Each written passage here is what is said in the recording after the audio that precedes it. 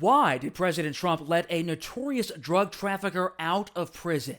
President Trump has officially pardoned Juan Orlando Hernández. He is the former president of Honduras, and he was convicted in a U.S. federal court on drug trafficking charges and sentenced to 45 years in prison. Now, the evidence in this trial was staggering. Prosecutors said he and his brother took millions of dollars in bribes in this scheme to facilitate the movement of 400 tons of cocaine into the United States. But Trump says Hernández was set up. The people of Honduras really thought he was set up, and it was a terrible thing. He was the president of the country, and they basically said he was a drug dealer because he was the president of the country. And they said it was a Biden administration setup, and I looked at the facts and I agreed with them. Now, there is virtually no evidence to support those claims, and the actual facts of this case lead to even more questions. Listen to this. Hernández's brother Tony was actually prosecuted in the first Trump administration by a prosecutor by the name of Emile Beauvais. Now, Beauvais would later serve as Trump's personal attorney, and he's now serving a lifetime appointment on the Third Circuit Court of Appeals, U.S. Court of Appeals. He was appointed by President Trump. So again, why did he do it? Well, we do know this. Roger Stone was involved.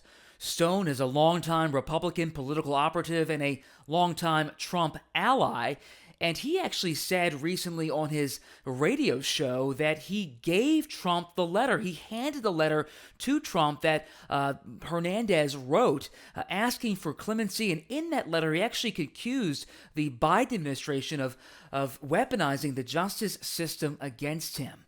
In the letter, Hernández writes, "In light of these ongoing injustices and the clear case of lawfare by the Biden-Harris administration, I respectfully request a review of my case in the interest of justice." Later, even going on to quote Dr. Martin Luther King saying, "Injustice anywhere is a threat to justice everywhere."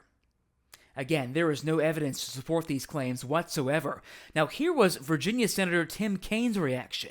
This is shocking. And again, this is not an individual who was accused of running drugs to the United States. He was convicted in a federal court in the United States.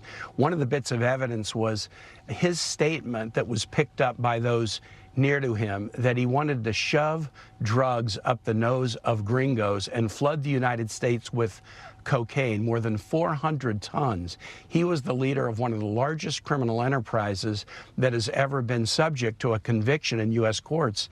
Even more perplexing, this pardon comes at a time when the Trump administration is taking this very public hardline stance against these alleged drug traffickers, in some cases even killing people on boats accused of trafficking drugs into the U.S., oftentimes with very little evidence. Now, Trump is now even threatening military action in Venezuela, and even claims the country's president, Nicolas Maduro, is the leader of a criminal gang that is flooding the country with drugs.